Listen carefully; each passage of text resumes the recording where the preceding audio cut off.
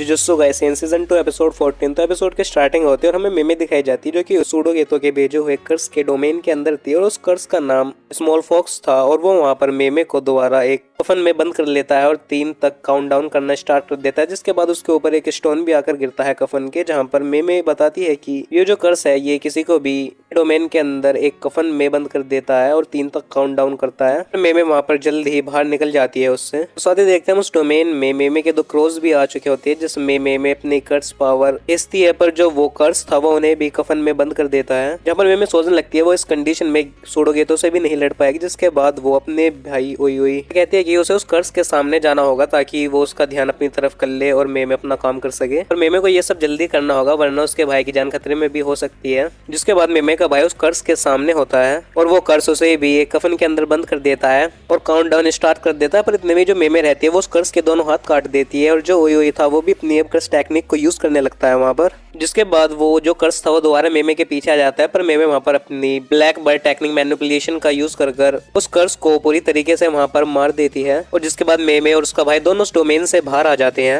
और जैसे ही वो दोनों बाहर आते हैं तो सामने सूडो गेतो होता है जो कि उनसे कह रहा होता है कि मैं जितने भी सोर्सरर्स से मिला हूँ उसमें तुम सबसे ज्यादा स्किल्ड हो। दूसरी तरफ हमें माकी, नोबिता और नानामी दिखाए जाते हैं और वो तीनों स्टेशन पर होते हैं। तभी वहाँ पर हम एक कर्स वॉर्म को देखते हैं जिसका नाम ड्रैगन होता है और जो नोबितो रहता है वो पलक झपकते उस कर्स को एक केस में पकड़ लेता है और उससे पूछने लगता है तुम कौन हो। पर इतने में जो वो कर्स था वो वहाँ पर वोमिट करने लगता है, बहुत से स्केलेटन उसके मुंह से बाहर निकलते हैं। जहाँ पर नोबितो उससे पूछने लगता है तुमने कितने लोगों को मारा, पर वहाँ पर जो ड्रैगन था वो वहाँ पर जोगो, हानामी और माहितो को महसूस नहीं कर पा रहा होता है और साथ ही उसे पता चल जाता है जो हानामी है वो मारा गया है। जिसके बाद जो ड्रैगन रहता है वो अपने कर्स वॉर्म से बाहर निकल जाता है ताकि वो अपनी पावर का यूज कर सके। जिसके बाद वो जो ड्रैगन रहता है वो अपने एक वाटर पावर से उन तीनों पर हमला करता है और वहाँ पर बार टाइप ला देता है। जिसके बाद जो नोबितो था वो उसे आराम से वहाँ पर डोज कर लेता है, पर माकी और नानामी नहीं। जिसके बाद हमें उनकी वहाँ पर फाइट देखने को मिलती है और साथ ही वहाँ पर हमें नोबितो की टेक्निक के बारे में बताया जाता है, जहाँ पर जो नोबितो है वो पहले से ही अपने मूव्स को रेडी कर सकता है, यानी किस तरह से जाके वो किसी पर हमला करेगा। उस वजह से वो बहुत तेज है। पर वहीं अगर उसकी पहले से ही डिसाइडेड टेक्निक में कुछ प्रॉब्लम हो जाए तो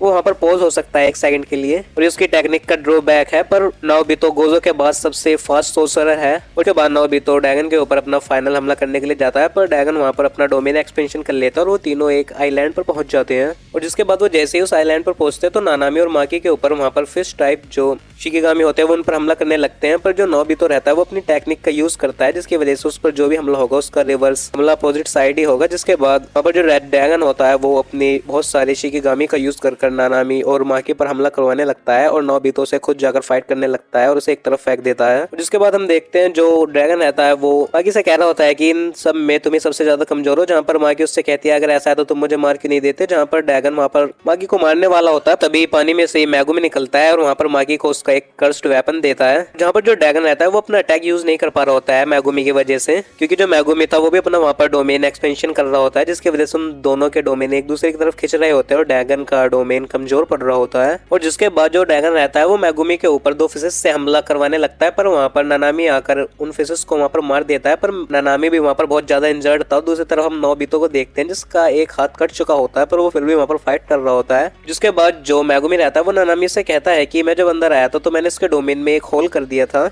पर अंदर से होल करना मुश्किल है। साथ ही वहाँ पर मैगुमी बताता है कि वो उस होल की हेल्प से यहाँ से बाहर निकल सकते हैं और वो होल ठीक मैगुमी के नीचे है। पर नानामी कहता है वहाँ पर वो उसे ऐसे ही अकेला यहाँ पर छोड़कर नहीं जा सकता मरने के लिए। और वहाँ पर मैगुमी कहता है कि मैं अपनी जिंदगी दांव पे लगा रहा हूँ तो मैं इस ड्रैगन को भी मार कर ही आऊंगा। जिसके बाद जो नानामी रहता है वो माकी और नोबितो को आवाज मारता है और उन्हें अपनी तरफ बुलाता है। जहाँ पर ड्रैगन समझ नहीं पाता कि क्या हो रहा है, पर थोड़ी देर बाद उसे पता चल जाता है कि वो तीनों यहाँ से भागने की कोशिश कर रहे हैं। जिसके बाद ड्रैगन भी उनकी तरफ भागते हुए आता है और जो मैगुमी था वो होल को वहाँ पर ओपन कर लेता है। पर इतने में हम देखते हैं उस होल में से 2 हाथ बाहर निकलते हैं और वहाँ से फिर तोजी निकलता है और वो भी उस डोमेन में आ जाता है। और इसी सीन के साथ इस एपिसोड का यहाँ पर एंड हो जाता है। तो आई होप आपको इस एपिसोड की एक्सप्लेनेशन पसंद आई हो। और हाँ, अगर आपको इसके पिछले एपिसोड की एक्सप्लेनेशन देखनी हो तो उसकी लिंक भी मैंने इस वीडियो की डिस्क्रिप्शन में दे दिया, आप उन्हें भी कंप्लीट देख सकते हैं। तो इस वीडियो में इतना ही, मैं मिलूँ आपको नई वीडियो में नई वेब सीरीज की एक्सप्लेनेशन के साथ। तब तक के लिए गुड बाय।